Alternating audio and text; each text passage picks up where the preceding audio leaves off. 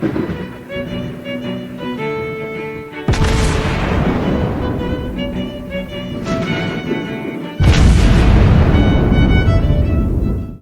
everyone, and welcome back to World of Warships Blitz with Terry.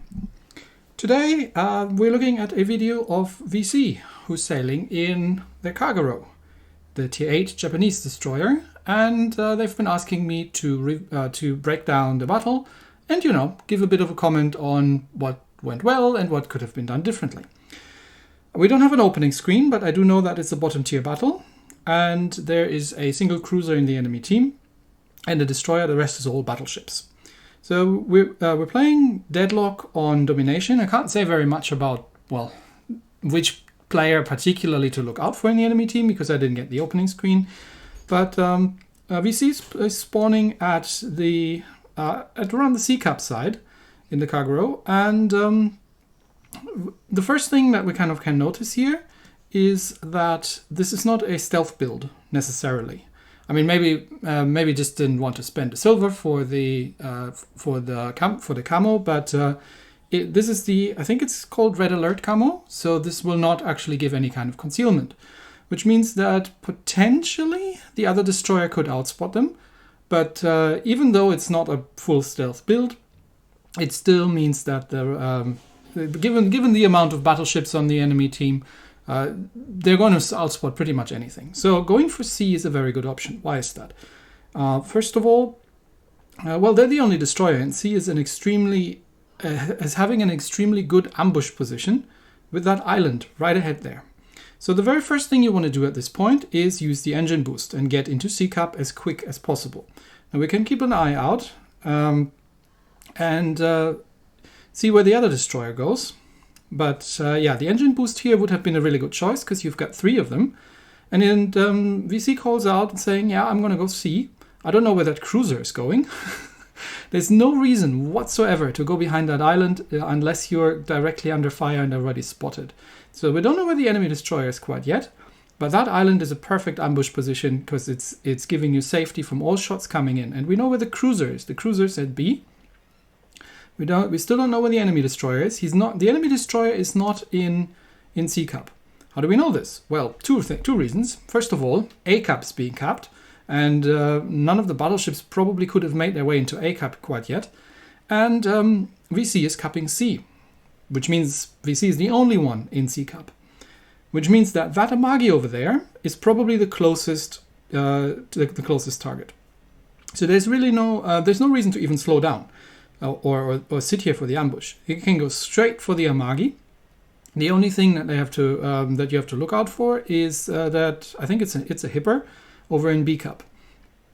So where's that Amagi sailing? Amagi is sailing away. So if you're going to fire torpedoes right now, then you would miss. But now VC makes a very interesting choice. Now the enemy team, if they have been paying attention to the map, they should know that there's a Kagero in C Cup, but you'd be surprised how many people don't. So by firing his guns for just a couple of points of damage, obviously, yeah, 800 damage, VC gets spotted. So if the enemy team wasn't aware previously that they're here, they now are. Still, there's no reason to sail away from the enemy ships at this point. Just don't use your guns, get into a torpedo position.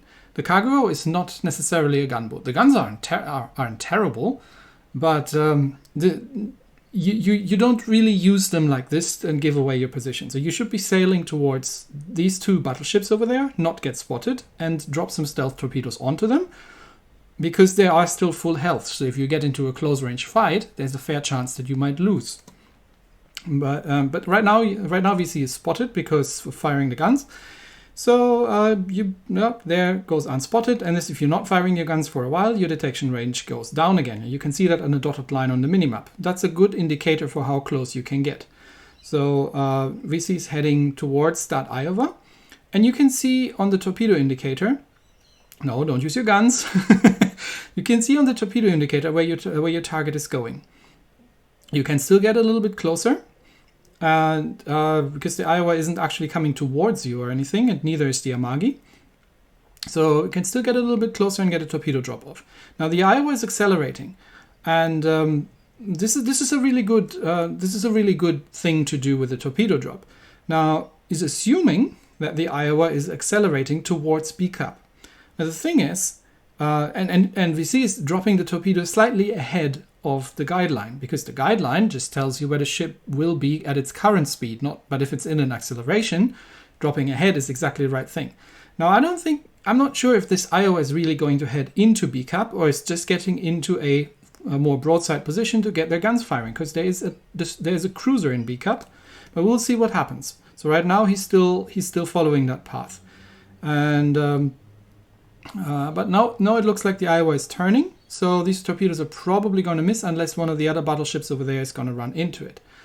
And so just at this point, you can use your guns while you're because if they haven't known that their torpedoes are underway, and the torpedoes are not going to hit anyway. So yeah, exactly the right decision. Start opening up with the guns, and keep using the guns. There's no reason not to.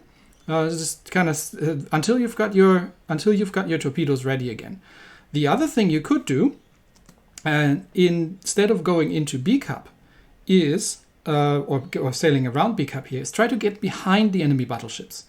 Because right now you're sailing in front of the enemy battleships, and you're spotted obviously because you've been firing the guns.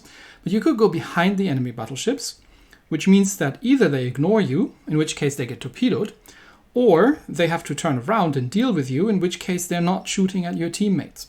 So in a sneaky destroyer, it's actually oftentimes, especially if you're holding the 2 cups out of 3, it's not in this situation it would not be a bad choice to actually go on the other side of these battleships and be on the off side of their guns. But they're not really paying much attention anyway, and right now there's an island in between. So the first torpedo drop was a bust, lining up the second one. Now that Iowa there is sailing away and is again in a full turn. So this is not going to, and you see now at this point, you're too far away that you actually your torpedoes are reloaded, but you don't have anything to drop the torpedoes on. Use the engine boost to get into range. You've got 3 of them. You don't have to be too conservative with them. But so far, the friendly team is 1 battleship down, and that Ibuki is on half health. And now we know where the enemy destroyer is. So there's really no reason to defend B Cup, because B Cup is currently not being threatened. The battleships over there are the ones that need torpedoing. So that Iowa, who seems to be perpetually on fire, and that other Iowa and all these things, they need torpedoing. So the Ibuki has just been sunk, and there's the Yugumo coming in. So at this point, dropping torpedoes in that direction is the right decision, because there is a whole cluster of battleships all sitting around that edge. So even if you're not hitting the one that you've been aiming at, you'll be sure to hit something. But now you have the Yugumo to deal with. So the Yugumo is an enemy destroyer, also a Japanese destroyer. You probably want to switch over to the armor piercing just because it will do more damage, but the high explosive isn't terrible. So it's a valid choice. But the Yugumo and your Kagero are having pretty much the same gun. So without support, and your cruiser is sailing around somewhere at the I don't know, in C Cup when nobody else is. I don't know what that cruiser is, so I don't know why they're maybe it's a long range ship. But you're gonna have to deal with the Yugumo at this point. So you probably want to use armor piercing against the destroyer. You don't need to look at your torpedoes and see where they're hitting. You can't do anything about it anyway. You'll find out soon enough if your torpedoes are hitting or not. You do have Yugumo problems coming in rather quickly there. So while it's nice to watch the torpedoes hit that Iowa, and I think you're going to get like 3 or 4 hits in, you are now spotted, and that's the Yugumo, and there he is, and he's starting to shoot, and he is firing armor piercing. So he has a little bit of an idea what he's doing. Now you got one of your turrets is pointing in the wrong direction, but you don't really want to get into a one-on-one fight with the Yugumo. Now the Yugumo stops firing his guns and smokes up, which means that the Yugumo is probably going to have torpedoes away. So going backwards was the exact right decision. And fortunately for you, the Yugumo has completely fluffed the drop. This is very dangerous though, because you were broadsiding the Yugumo. It would have been better to be either bow or stern in towards the Yugumo. Now for reasons beyond man's understanding, the Yugumo decides at this point that he'd rather chase a cruiser than deal with a destroyer. So now you have a low health Iowa, and I think your torpedoes should be about off reload. So at this point, you want to rush the Iowa. Now, it's a fair choice to go around in front of the Iowa. Generally, I wouldn't have recommended that because, well, the Iowa's guns are pointing at you and he's clearly seen you, but you're probably quick enough that he can't get the turrets rotated around in time. If he was going on the other side, there would have been a chance that the Yugomo torpedoed him. Now, there's a Hipper. Hipper, extremely low health, but still a very dangerous ship. So make sure that Hipper dies very quickly. And I would have used the smoke here probably because you're outside the hydro range. But someone's taken out the Hipper, so that's all good. There comes some Hipper torps. Now, you're still holding 2 of the cups. And now the Yugomo has decided that he wants to get back into the action. And there's still some battleships to clean up. But you're ahead on points. Now you're equal on ships, and there's the Yugomo behind. So you're going to lose B cup. You want to sink something at this point just to ensure the victory. Oh, the Yugomo's trying to torpedo you. Okay. Well, good luck with that. That Iowa there is on low health, so killing him would be a good move. And but you're spotted, and you let's talk very quickly about the heals. I would have used the heals a lot earlier because you're using your repair kit right now to gather a little of health back, but it's going to be on cooldown after that, which means that you probably can't use it again in this battle. If you had used it earlier, you would have now one available. And you would have recovered more health overall. On a destroyer, this is not that super important, but you're now facing an Iowa and 2 Amagis. And they know that you're here because you're a destroyer. So they know that they have to sink something in order to win this game. So be careful. You are on low health.